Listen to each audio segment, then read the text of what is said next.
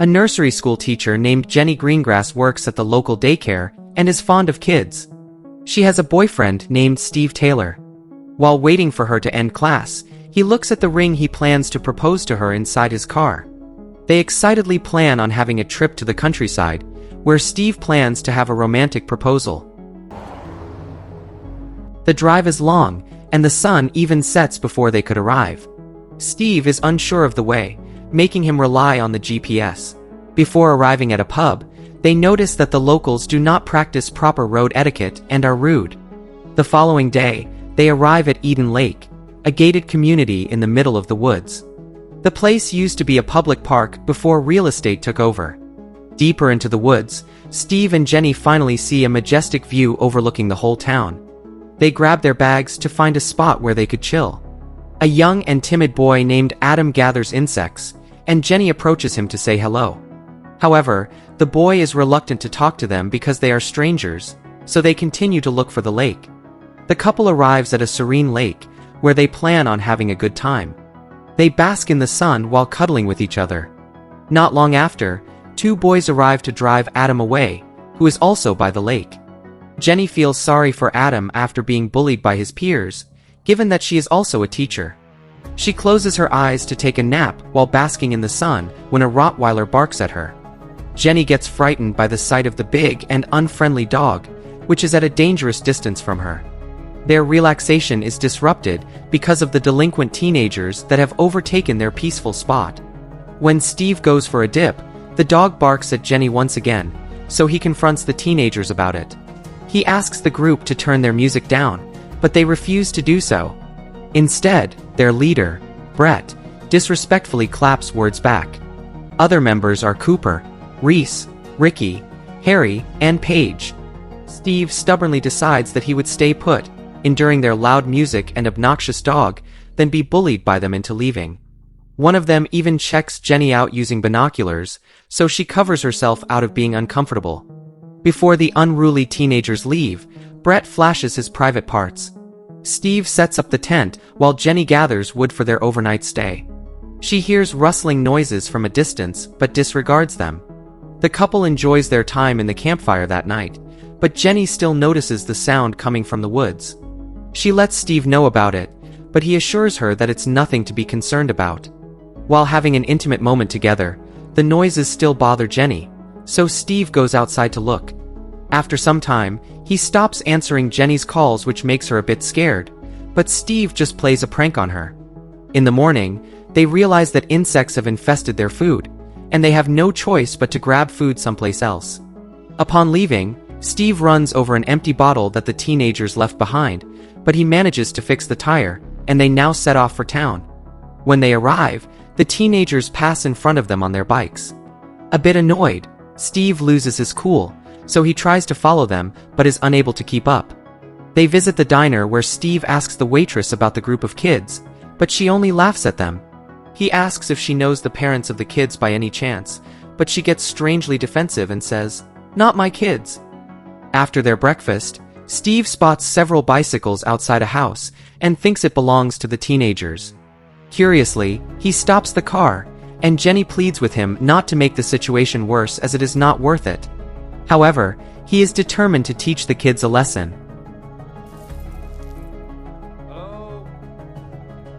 The house is open, so he enters uninvited to check if anyone is home. In a matter of minutes, the owner arrives, who also happens to be Brett's father. He gets into a foul mood after calling for his son, thinking that he is inside the room. Steve manages to narrowly escape through the window before the owner sees him.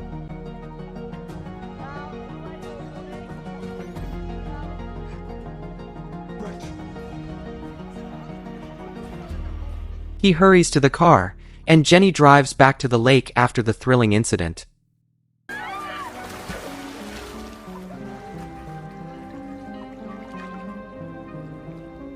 They swim together in the lake, and Steve decides to go scuba diving while Jenny sleeps on the shore. When he gets back, finding the perfect time to propose to Jenny, they realize that their bag containing their phone, wallet, and car keys is missing. They hurriedly run to the car and find out that it's gone. Without any choice, the couple decides to walk to town on foot. Steve becomes more agitated as they walk farther, with a growing desire for revenge. They avoid collision with their car as the group drives it recklessly in the woods. Brett stops for a brief second, only to smirk at the couple.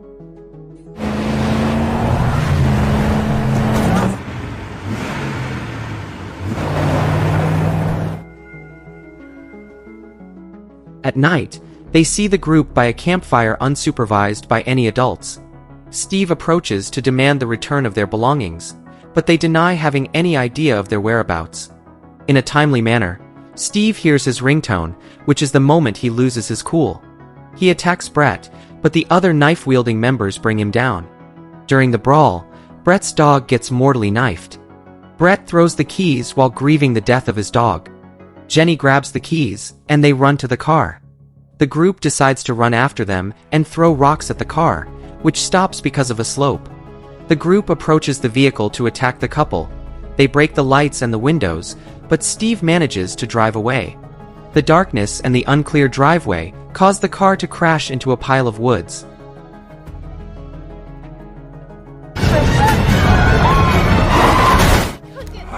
I'm stuck. Steve gets trapped because of a branch. Jenny tries to help him, but is unable to move it. Jenny is forced to run for help because of Steve's injuries and entrapment. She hides upon hearing the group and spends the night there. Meanwhile, Brett tracks down Steve and forces himself inside the car by breaking the window. At daybreak, Jenny sees Steve's shoes, suspecting that he is in danger. She is highly concerned about her boyfriend. She follows the tracks and finds him tied with barbed wire, all bloody and injured. She panics as help is far away, and the signal is terrible. Brett and his friends are responsible for torturing her boyfriend. Steve begs the kids to let him go, but Brett is insistent on getting revenge for his dog. Harry attempts to calm Brett and encourage him to let Steve go, but he only receives a sermon from their leader. Brett commands to put some cuts on Steve as Paige documents the torturous moment. The group takes turns inflicting harm on Steve, causing more wounds on him. Jenny watches the whole incident and is helplessly crying as she hides. She realizes that they are about to kill him, so she uses the Bluetooth on her GPS to connect with Steve's phone. She calls 911 to get help, but Brett notices and gets under the impression that Jenny must be close by. It allows Jenny to reveal herself and let the group chase her, while Steve has the chance to free himself despite the pain.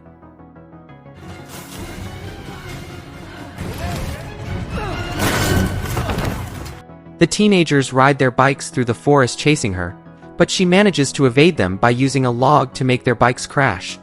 She gets away and runs to Steve's rescue when she comes across a small mobile home. A radio phone lies inside the home, but it is too out of her reach. She struggles to reach for it as the teenagers get to the place as well. Without any present hiding place, Jenny manages to climb to the roof and hide before one of the members could get a hold of her. Ricky goes back to where they tied Steve and is surprised to know that he had fled. He informs Brett, so the group is on the run again, but this time to look for Steve. As Steve opens the car door, the safety alarm goes off, causing a noise loud enough for everyone to hear. Alerted by the sound, the group finds out that one of their targets is near the car. Jenny finally reunites with Steve after almost being hit by him, thinking that she is one of the members. She helps Steve run as far as they could, but his wounds look fatal. They end up in a small cabin where she attempts to nurse his injuries, but he is sure that his wounds will be the end of him. While attending to Steve's wounds, Jenny finds an engagement ring. Meanwhile, the group tracks down the cabin, and as they open it, they only see the first aid kit with Steve's blood all over the place. Jenny manages to hide under the cabin, submerged in water. She holds Steve, who is now in a very critical condition, hearing the teenagers come up with a plan to get them. After the group flees, she drags Steve's body on land, where she lays him down. Jenny dramatically says yes to his proposal before running for help. She accidentally steps on a big spike. She screams because of the extreme pain and catches the group's attention. She crawls to a hidden space to remove the spike that is deep on her foot, but she has no choice but to endure the pain.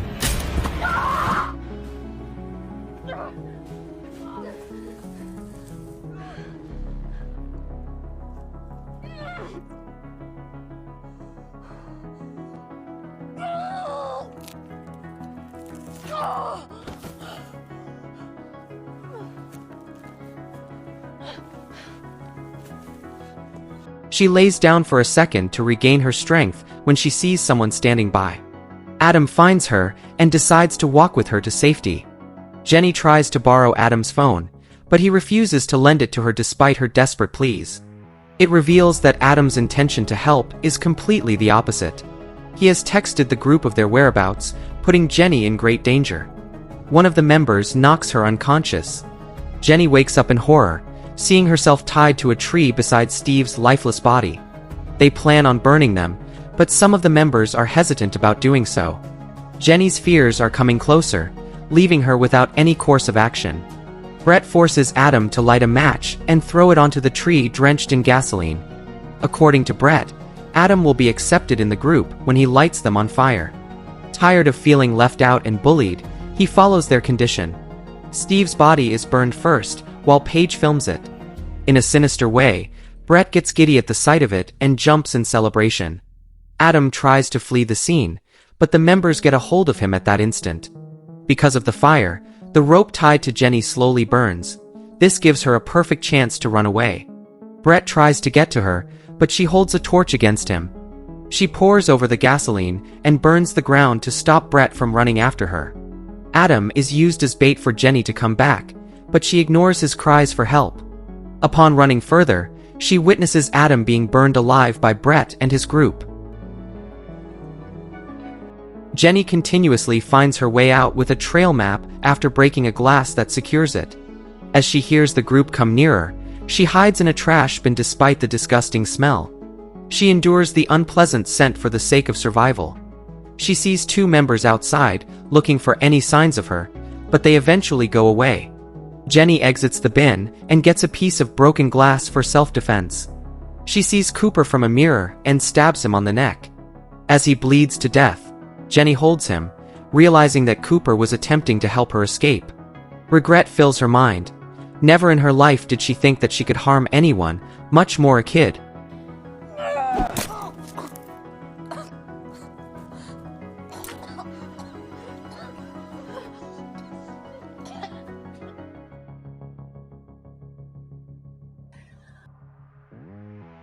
That night, the group finds Cooper's lifeless body, which triggers them to seek vengeance even more. The sight of it throws Brett into more rage, as Harry cries beside Cooper and blames their leader for everything. He begins to call someone on his phone, prompting Brett to beat him despite his cries, and he eventually dies brutally. Paige runs off, terrified by Brett's seemingly uncontrollable behavior. Meanwhile, Jenny finally reaches the road, where a car passes by. She stops in the middle and begs the driver to let her in, so he does. Jenny finds out that the driver is actually the brother of Ricky, who is one of the members.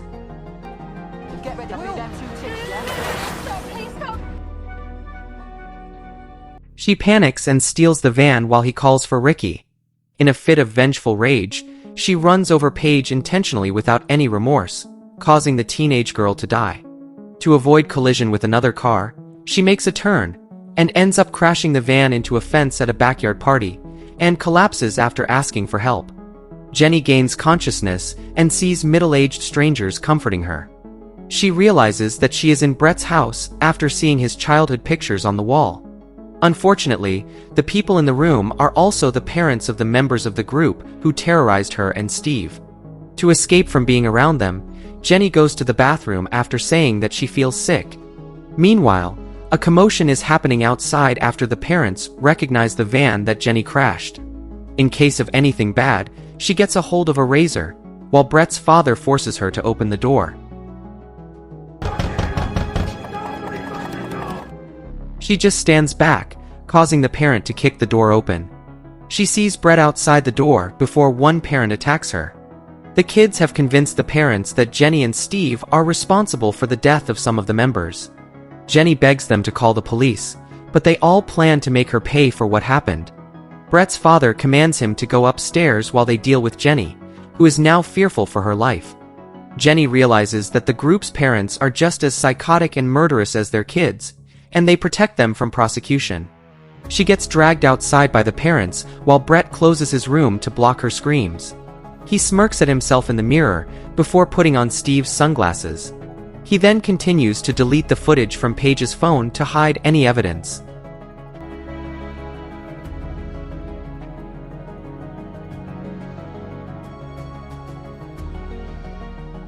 What was supposed to be a happy trip ended up in a tragic event, as the two lovers never even started their journey to marriage.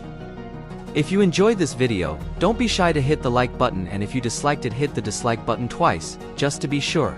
You should watch the whole movie. Thank you very much for watching. Please subscribe for more video like this.